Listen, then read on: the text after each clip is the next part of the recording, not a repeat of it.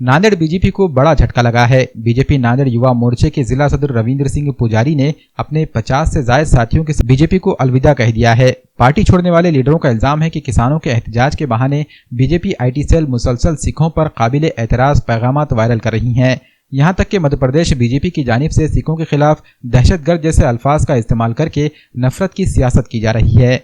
BJP कायदीन और social media से जुड़े लोग रात दिन सिखों के खिलाफ सोशल मीडिया पर काबिल एतराज पैगामात वायरल कर रहे हैं, जिससे बरहम होकर नांदेड़ के भारतीय युवा मोर्चा के सदर रविंद्र सिंह पुजारी ने इस्तीफा देने का फैसला लिया। इनके साथ भारतीय युवा मोर्चा में शामिल 50 से ज्यादा अरकान ने भी इस्तीफा देकर बीजेपी के खिलाफ नाराजगी जाहिर की है। रविंद्र सिंह पुजारी के इस्तीफा देने पर नांदेड़ के सिख समाज की जानिब से इनका इस्तकबाल किया गया।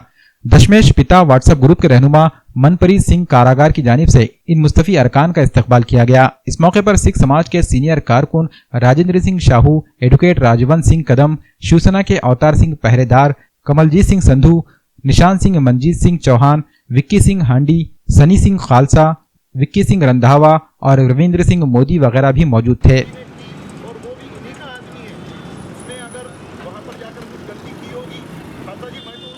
वाहिगुरु जी का खालसा, वाहिगुरु जी की फतेह। दास रविंदर सिंह पुजारी पिछले कई वर्षों से भारतीय जनता पार्टी के लिए काम कर रहा है।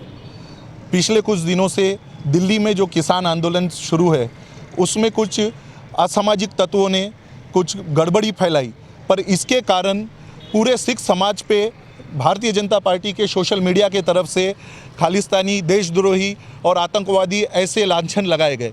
इससे दुखी होकर मैं अपने सभी पदों का राजीनामा आज देता हूं। हमारे साथ हमारी शाखा मालटेकड़ी की जो थी उसके सभी पदाधिकारी, उसके 40 मेंबर और मेरे जितने भी समर्थक हैं, ऐसा कुल मिला के 60 से 70 लोगों ने आज हमने भारतीय जनता पार्टी से राजीनामा दिया। समाज कार्य करते रहना ये हमारे पुजारी खानदान का इतिहास है और अभी जो पार्टी किसानों के साथ न्याय करेंगी, सिख समाज और अन्य समाजों को साथ में लेकर चलेंगी, ऐसी पार्टी के साथ हम काम करने के इच्छुक हैं। भारत देश की जो संस्कृति है, 550 वर्षों से उस संस्कृति की रक्षा के लिए सिख धर्म ने काम किया, सिख पंथ ने काम किया।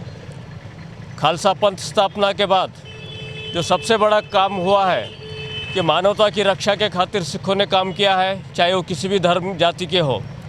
और इसी को लक्ष्य बना के कुछ राजनीतिक पार्टियों ने पिछले कई चुनाव में उसका प्रचार किया और सिखों को भावनिक तत्वों में उलझाकर अपने पार्टियों का काम निकाला। और सिखों ने भी बहुत विश्वास कर कई पार्टियों को सत्ता में बिठाया और पूरे सच्चे मन से पार्टी की सेवा की। इस देश ने देखा है कि सिखों में राष्ट्रपति पद तक सीख गए, प्रधानमंत्री पद तक सीख गए, गृह मंत्री पद तक सीख गए और सभी ने बहुत ही अच्छे से वफादारी से मानवता के लिए और पूरे देश के नागरिकों के लिए काम किया। वही तत्वों को लेकर हमारे रविंदर सिंह पुजारी जो भारतीय युवा मोर्चा में कार्यरत थे, पिछले 17-18 साल से वो समर्पित काम कर रहे हैं। इनके भाई विजेंद्र सिंह जी वो भी समर्पित रूप से काम करते थे। और ऐसे व्यक्ति जब आहत होते हैं तो निश्चित ही उसका कुछ कारण होता है और वो कारण है कि सिखों के संबंध में जो मानसिकता का उपयोग किया जा रहा है कि वो खालिस्तानी है, देशद्रोही है।